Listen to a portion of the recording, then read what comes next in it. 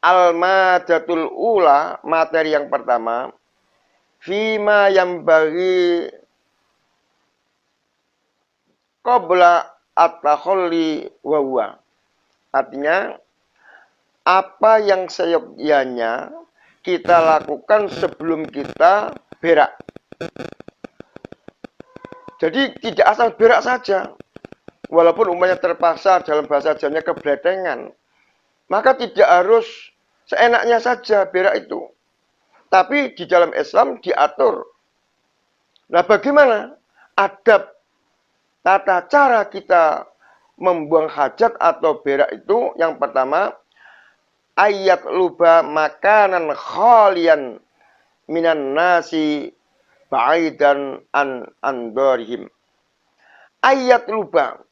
Hendaklah orang yang akan berak itu mencari makanan tempat khalian yang sepi. Jadi kalau orang itu mau kencing atau mau berak, hendaklah mencari tempat yang sunyi, yang sepi. Minan nas dari manusia. Berarti kita tidak boleh kencing atau berak sembarangan.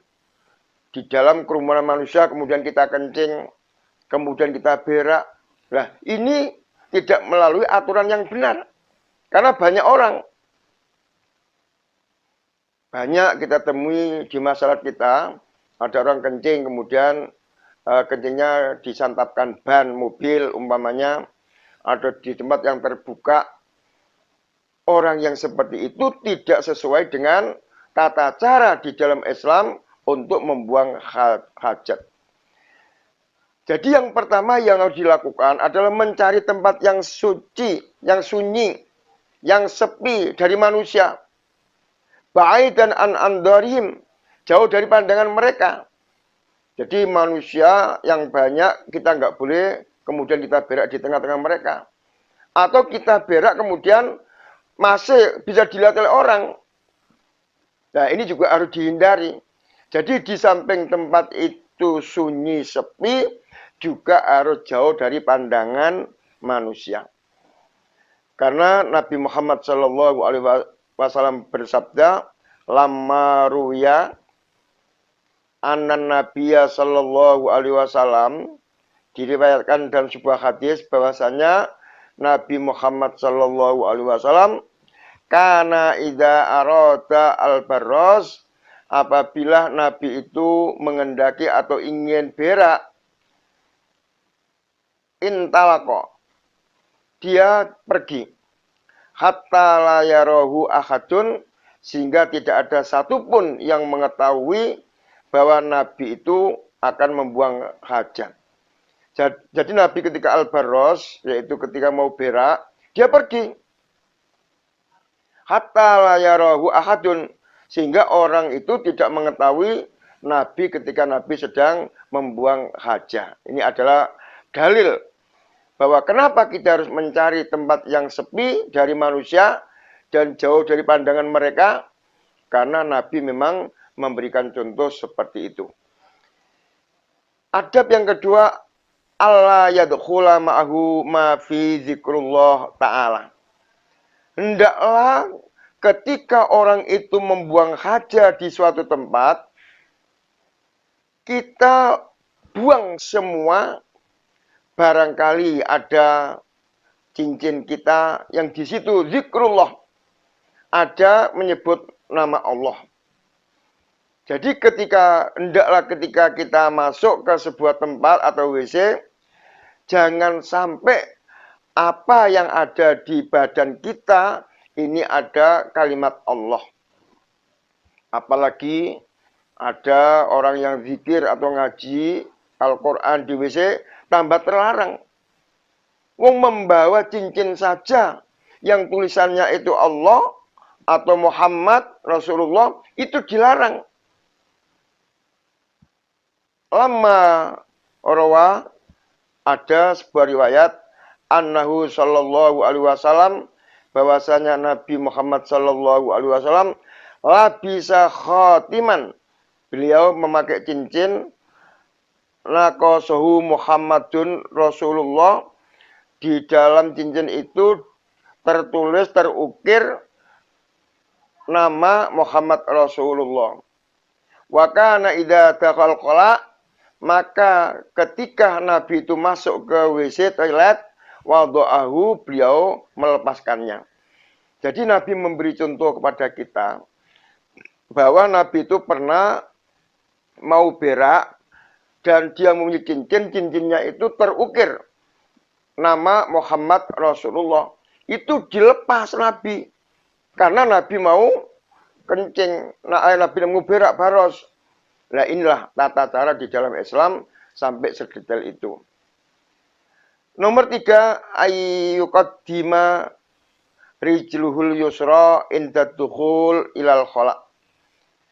Bahwa aturannya apabila kita itu masuk WC, maka hendaklah mendahulukan kaki kiri kita. Ini perbuatan yang sangat mulia, tapi biasanya banyak diremehkan oleh orang. Jadi orang kadang-kadang tidak memperhatikan bahwa masuk WC itu berbeda dengan masuk rumah. Kalau kita masuk rumah, kalau kita masuk masjid, maka kita mendahulukan kaki kanan. Dan sebaliknya kalau keluar kita mendahulukan kaki kiri. Tetapi kalau kita masuk ke WC atau toilet, maka aturannya masuknya mendahulukan kaki kiri dan keluarnya kita mendahulukan kaki kanan. Ini aturan. Tapi banyak orang-orang yang tidak memperhatikan, sepenting masuk WC, apa itu kanan dulu atau kaki kiri dulu, nggak dipersoalkan. Padahal ini ada aturan di dalam Islam. Dan juga ada dalilnya.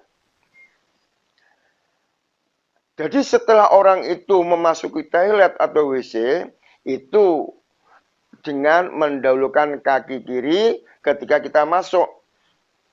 Kemudian kita wayakul dan berkata, Bismillah, Allahumma inni a'udzubika minal khubusi wal khaba'is. Jadi ketika orang mau masuk WC, mendahulukan kaki kiri dan mengucapkan, Allahumma inni a'udzubika minal khubusi wal khaba'is. Artinya bahwa dengan nama Allah, ya Allah, sesungguhnya aku berlindung kepadamu dari setan laki-laki dan setan-setan perempuan. Maksudnya bahwa ternyata di tempat-tempat yang seperti itu banyak setannya. Maka kita dianjurkan oleh Rasulullah bahwa ketika kita mau berak, hendaklah mengucapkan Allahumma inni, minta perlindungan Allah dari godaan setan-setan laki-laki maupun perempuan. Lamma rawahul Bukhari, dan juga diriwayatkan oleh Imam Bukhari, annahu sallallahu alaihi wasallam kana yakunu dzalik, beliau juga mengatakan seperti itu. Jadi ini aturan yang ditunjukkan oleh Rasulullah bagaimana tata cara kita masuk WC. Nomor 4, Allah yarfa'a thawbuhu hatta yadnu minal ar. Kita tidak boleh mengangkat pakaian sehingga ketika kita baru dekat dengan bumi, dengan tanah. Maksudnya, kalau seandainya kita mau berak, jangan kita itu masih jauh dengan tanah, atau kita jauh dari tempat kita, kemudian kita sudah mengangkat pakaian kita. Jauh-jauh, sarungnya sudah diangkat, celananya sudah dipelorot. Nah ini tidak benar. Nah kapan kita diperbolehkan untuk mengangkat? Yaitu ketika kita sedang duduk. Itu diangkat supaya pakaian kita tidak kena najis, yaitu tanah atau WC itu. Di samping itu, sitron li awrati al-ma'muri bi syar'an. Di samping kita menjulurkan pakaian kita ke bawah, itu mempunyai fungsi juga satron untuk menutup auratnya dalam hal-hal yang diperintahkan oleh syarak untuk ditutup. Nah ini seolah-olah kita itu beraknya di tengah padang pasir atau di tanah yang lapang. Tapi kalau kita itu di WC di rumah tangga atau toilet di madrasah atau di masjid, itu biasanya orang masuk dulu kemudian dilepas pakaiannya di dalam.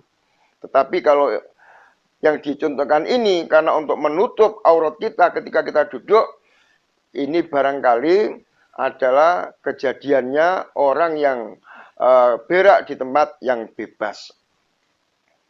Nomor 5, Allah yajlisa lil ghaid awil baul mustaqbilal kiblah. Adab yang nomor 5, bahwa ketika kita duduk di dalam WC, kita tidak boleh menghadap ke kiblat. Bagi orang yang lil ghaid atau lil baul, orang yang sedang berak atau kencing, tidak boleh mustaqbil kiblah, menghadap ke kiblat. Au mustadbiruha, atau kita itu membelakangi kiblat. Mustadbiruha itu juga dilarang, mustaqbilaha juga dilarang. Jadi kalau kita kencing atau berak, kita tidak boleh menghadapkan kemaluan kita ke arah kiblat atau membelakangi kiblat, atau kita tidak boleh kita berak menghadap ke kiblat atau membelakangi kiblat. Ini adab buang air besar atau kecil. Berdasarkan liqaulihi sallallahu alaihi wasallam, la tastaqbilul kiblata bi furujikum wala tastadbiruha bi ghaitin aw baulin. La tastaqbilul kiblah. Janganlah kalian menghadap ke kiblat bi furujikum, kemaluanmu, wala tastadbiruha, dan janganlah kamu membelakanginya bi ghaitin, kamu dalam keadaan mau berak atau kencing. Adab yang keenam, Allah yajlisa li ghaitin au bayulin fi dillin nas. Jadi tata cara bahwa orang yang berak atau kencing itu harus diperhatikan. Tidak boleh kita itu berak atau kencing fi dillin nas. Ada sebuah tempat yang mana di situ tempat berteduh manusia. Umpamanya ada pohon beringin atau pohon kersen, kares, itu biasanya dipakai jandulan manusia, tempat berteduh manusia. Loh, kok kita itu kemudian berak di bawahnya? Itu terlarang. Itu tidak bagus dan tidak akhlaknya, adabnya orang yang sedang berak. Autorikihim, atau kita itu tidak boleh berak di jalan orang. Umpamanya ada orang berjalan, biasanya jalannya itu lewat situ. Kemudian ada orang berak, loh berak itu di jalan. Yang mana jalan itu selalu dilalui oleh manusia. Itu tidak diperkenankan di dalam Islam. Au mayamihim, atau kita dilarang berak atau kencing di air yang sedang mengalir. Umpamanya kita di kali, kemudian biasanya kali itu dipakai mandi orang, dipakai main-main orang. Loh, kita itu kencing atau berak, lah itu termasuk hal-hal yang tidak diperkenankan di dalam syariat. Au asjarim al-musmarah, atau kita juga dilarang kencing atau berak di bawah pepohonan yang sedang berbuah. Nah, inilah hal-hal yang sering tidak diperhatikan oleh orang. Padahal Nabi Muhammad Shallallahu Alaihi Wasallam bersabda dengan sabdanya liqauli Shallallahu Alaihi Wasallam, ittaqu al malaina as-salasah. Jauhilah 3 tempat yang mendapatkan laknat. Jadi ada 3 tempat yang mana kalau 3 tempat itu kita gunakan untuk berak, itu kita dilaknat oleh Allah Subhanahu wa Ta'ala. Maka kita disuruh untuk menjauhkannya. Lah, apa 3 tempat itu? Al-barad fil mawarid. Yaitu 1, kita tidak diperkenankan berak di air yang sedang mengalir. Wa qari'atin, dan kita juga dilarang berak, kencing di jalan. Wastin, di tengah-tengah perjalanan manusia atau di tengah torik, tengah jalan. Wadil, dan juga tempat bernaung manusia. Jadi 3 tempat yang tidak diperbolehkan dan itu mendapatkan laknat dari Allah dan kita suruh menjauhkan, yaitu kita tidak diperkenankan kencing atau berak di air yang mengalir. Kemudian yang kedua di tengah jalan untuk lewat manusia. Dan yang ketiga adalah tempat bernaungnya manusia. Waqat waroda anhu, dan juga terdapat hal yang sama, kadzalika yang demikian, an-nahyu anit tabarruzi tahtal asjaril musmarah, bahwa ada larangan berak di bawah pohon yang sedang berbuah. Kemudian yang terakhir, yang ketujuh, adabul qadha, adab tata cara buang air, alla yatakallama halut tabarruz, bahwa kita tidak diperkenankan ngobrol, tidak diperkenankan berbicara ketika kita sedang berak. Bagaimana kalau ada orang memanggil kita sedang kita dalam keadaan berak, ya kita beri isyarat, apa pakai dehem atau pakai batuk atau pakai apa saja yang menandai bahwa orang itu tahu kita sedang dalam keadaan berak. Hal ini berdasarkan sabda Rasulullah, idza taghawwata ar-rajulani falyatawatara kullu wahidin minhuma an sahibi wala yatakhaddasa fa innallaha yamkutu ala dzalik. Idza taghawwata ar-rajulani, apabila ada 2 orang yang sedang taghawwut, berak, falyatawara kullu wahidin minhuma, maka hendaklah jangan sampai bercakap-cakap satu di antara yang lainnya. An sahibi. Wala yatakhaddasa, dan juga tidak boleh berhadas, berbicara.